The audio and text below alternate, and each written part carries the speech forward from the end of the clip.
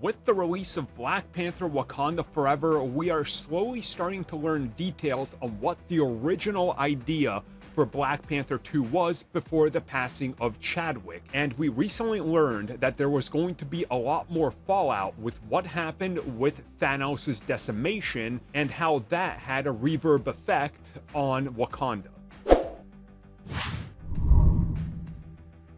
So this info comes at us directly from the director of Black Panther and Black Panther: Wakanda Forever, who spoke to Inverse. And Ryan Coogler talked a little bit about the initial ideas when Chadwick Boseman was still helping him develop the sequel before he passed away. And he said that more or less the changes that were made in the final cut of the film now, as opposed to then, were a tonal shift.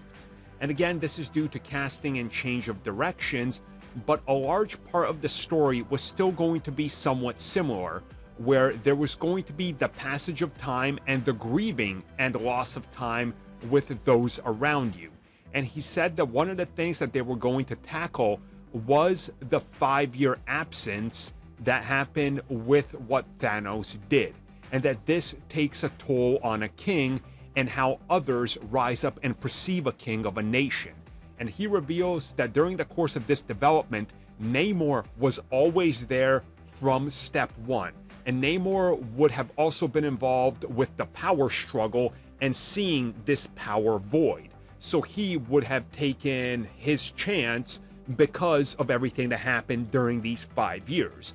Now again, we don't have any knowledge whether or not this relates to that callback about things happening like earthquakes in the ocean or whatever, but you can see how maybe they were lining things up and then decided to change some directions. Because as far as we know back then, Namor was not going to be how he is in this today, what we got in the final version.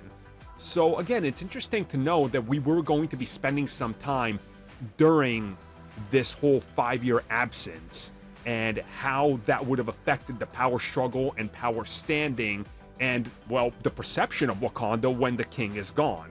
So it's one of those ultimate what-if scenarios, and again, unless they reveal more details on this old script, we'll never know about it, but I'm always intrigued to find out details of what they were going for before and how things change due to circumstances.